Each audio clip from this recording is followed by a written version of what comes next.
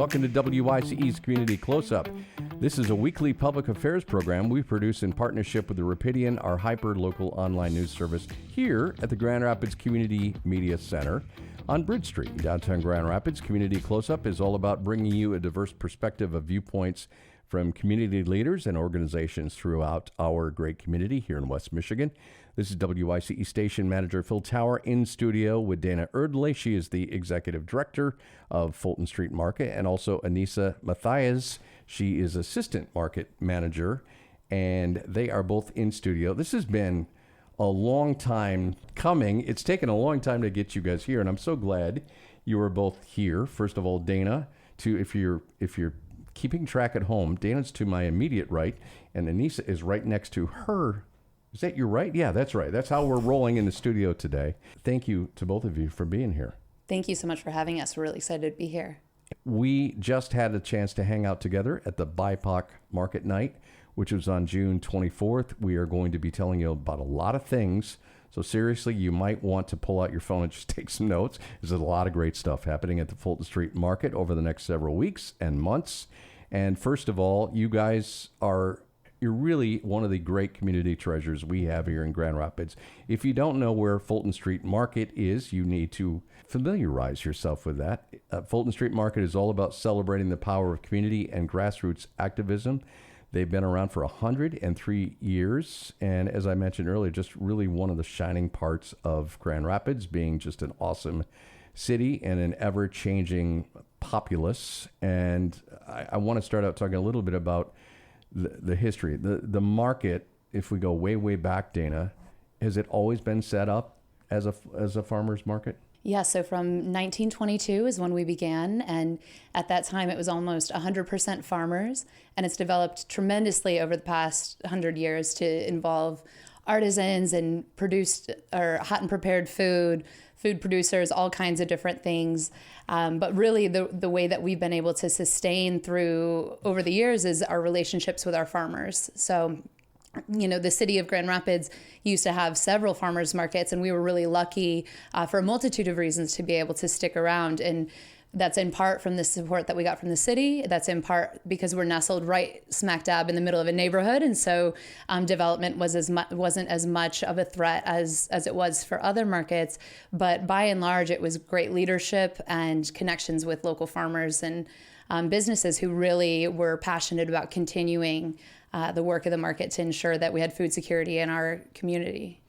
You talk about it on your website, connecting communities. I love that. That's so vital. You guys do that exceptionally well, but also supporting farmers and artisans. It is, and not just on BIPOC Market Night, but anytime the market is open and happening, it is a wonderful, diverse place. Do you ever just stand at the top of the hill and just kind of take it all in? All the time. Yes.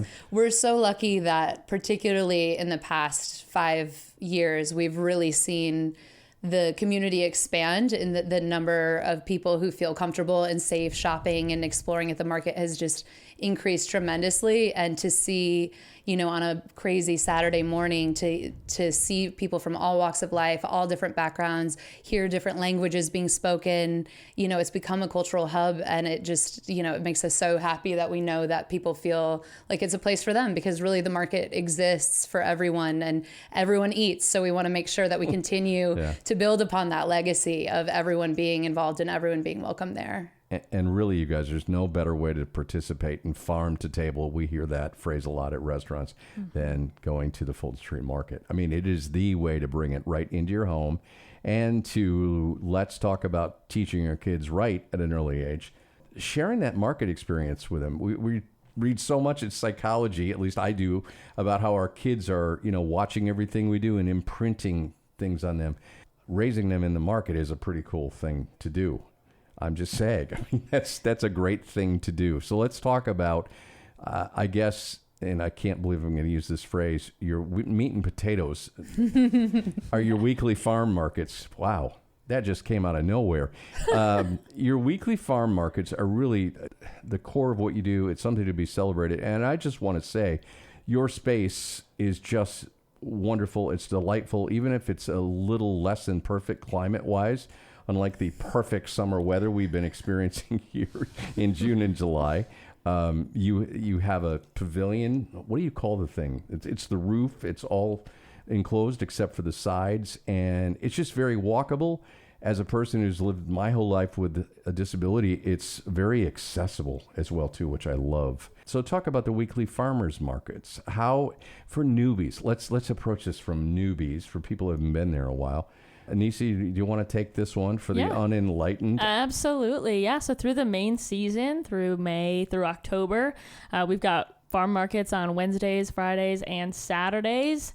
And they're a great place to shop local art, a great place to get fresh produce, to find some really good eats and treats. And something that we've been talking a lot about in 2025 and is making the Fulton Street Market into a third place, somewhere where you have a lot of different activities for a lot of different folks. So you can grab lunch there and walk the market with a cup of coffee, or we've got kids activities and free workshops now through this year. We are partnered up with the Farmers Market Food Navigator program to make sure that people have a great source of education for how to prepare and preserve their fresh produce that they shop every week at the market. We have free yoga. It's just a really great place, like you've mentioned a handful of times, to connect different avenues of the community. I want to go back to what you said. I didn't even know you guys had this, and it makes sense. It's not just show up and figure it out. I mean, the Food Navigator actually kind of guides you on how to do this, not only how to shop for produce, but how to store it, like you said, and maybe what a healthy meal looks like. Absolutely. As well. And also helps people understand like what's in season in the state of Michigan, what's in season in West Michigan. You know, we don't have oranges year round here. We're a very seasonal climate. And with the Food Navigator program, people are able to be aware of what's available to them locally, depending on the month of the year. The market is all about increasing food access in our community. Can you guys talk about that? Because we take food so for granted. Absolutely. Especially farm-grown food, don't we? Mm-hmm. Mm-hmm. So talk about this whole idea of increasing food access, if you will. Absolutely. So food access is core to our mission, core to our operation, and it always has been, by way of proximity and people, you know, being nestled in a neighborhood and being on a bus line and, you know, just increasing access by being present in the neighborhood is a huge component of that. But what we're really proud to talk about is our SNAP and Double Up Food Bucks program. So we've been running those for over a decade. We do over $150,000 worth of SNAP and Double Up Food Bucks every year. And that's money that is going directly to our farmers, and that's food that's going directly to our families. And so for folks with a bridge card, for every dollar that they take off their bridge card, they can actually get an extra $1 of Double Up Food Bucks from Michigan fruits and veggies. So you can get up to $20 extra per day, which really makes a big impact, you know, over time. Yeah, and that's really important to mention because you want to be very inclusive at the Fulton Street Market. You want everybody to feel welcome to shop there. Exactly. And that's something that, you know, the way that we administer the program, you know, if you have your bridge card, you just come up to our welcome desk and you'll see either Anissa or I or one of our other fabulous team members, and we just give out tokens. And so it makes it very normalized, very comfortable. Like everyone at the market's very familiar with the programs, and, you know, it feels exactly the same as spending with cash. And that's something that's really important to us. But beyond that, you know, we understand and honor that a lot of people can't access a bridge card, regardless of if they're food insecure or not. There are a lot of barriers to accessing a bridge card in our state and in our country. And so one of the programs that we're really proud to offer is our Fulton Street Food Recovery Program, where we go with a group of volunteers every Saturday after market, and we collect any food that wasn't sold, and then we redistribute it downtown for free. So that's, you know, achieving our mission of sustainability, of food equity. We recover about 25,000 pounds of food per year, and we're in our 4th year of running this program. Wow. And, you know, we're really lucky that we've got a group of folks who, you know, understand and rely on that program and come and get that food. And then any food that's left over, we have a partnership with God's Kitchen. So any remaining food goes into a soup kitchen meal that evening or to our partners at the Other Way Ministries and Community Food Club. So all of that food is being used, and it makes our farmers really happy to know that their hard work is not going to waste or going into the landfill or the compost. And it helps to ensure that more members of our community can have access to fresh local food. And that's a textbook example of sustainability. It really is. And it's a powerful thing. That would be a lot of waste going into landfills, 25,000 pounds of food that is to be celebrated. FultonStreetMarket.org. Everything we're talking about and more is on the website, FultonStreetMarket.org. And beyond the farmers markets, I know, Anissa, you had mentioned workshops. Yeah. How do people find out about what you have going on as we're talking here in the middle of July? The best way to keep in touch with what kind of programs we've got going on every week is by paying attention to our social media platforms. We're pretty active on Facebook and Instagram. We also have a really awesome informational monthly newsletter that you can sign up for on our website that includes a calendar of all of the fun activities and workshops we have going on every month. This month, I believe we have a rainwater collecting workshop, a vermicomposting workshop. We made some tree frog houses last week. All kinds of fun stuff to get involved with. How come I didn't get invited to that? You must have missed it. I didn't get the memo. Vermicomposting, so worm composting.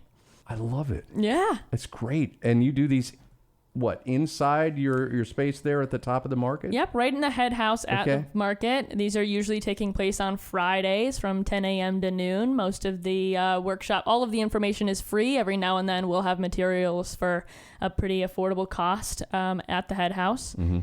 And of course, we try to partner with our farms and local businesses for each of those wherever we can. That's Anissa Mathiasz. She's the assistant market manager at Fulton Street Market. Also with us, Dana Eardley, the executive director at Fulton Street Market. We are closing in on the end of our conversation. We've got a few minutes left, and I know we want to hit some very important dates coming up. But real quickly, Dana, I wanted to talk about the market evolving. Every great organization here in West Michigan and around the world has to evolve as the community changes and to meet those needs. Can you talk about that, why that's important? Yes. So we're seeing a lot of changes, right, globally and locally in terms of the food system and local economies. And so as we're seeing a lot of our farmers retire and age out of the vocation and not seeing so many of their children wanting to take it on because farming is very hard work. It is. It's not very lucrative. We are evolving and adapting to figure out how to meet the needs of different businesses and then how to best support our first generation farmers. Not a lot of West Michiganders are aware, but we're really lucky in our community to have several first generation farmers who are doing this, learning it on their own. They were not inheriting land and inheriting the tools and resources they needed to make this happen, but they're figuring it out on their own and through collaboration. And so we're really lucky to have first generation farmers. So we're focused on figuring out how to support them best. And then beyond that, all of our new entrepreneurs, as you walk through the market, you're going to see new businesses almost every time you come. And it's always shifting and evolving, and what folks need is changing constantly. So we're just trying to figure out the best way to walk alongside them and ensure that the market continues to grow to meet the needs of our community. Which is great. I hear a lot of proactivity coming from you explaining this. This is not, you guys are just kind of like, or here, come on. You're making things happen. And again, I want to just really shout that out. That's why the Fulton Street Market is so important. It's about anticipating these needs and meeting them, because you said something that we could do a whole show on. Have a farmer in here talk about the struggle of being a farmer in 2025. Right. This is not a YouTube video. It's a lot more than that.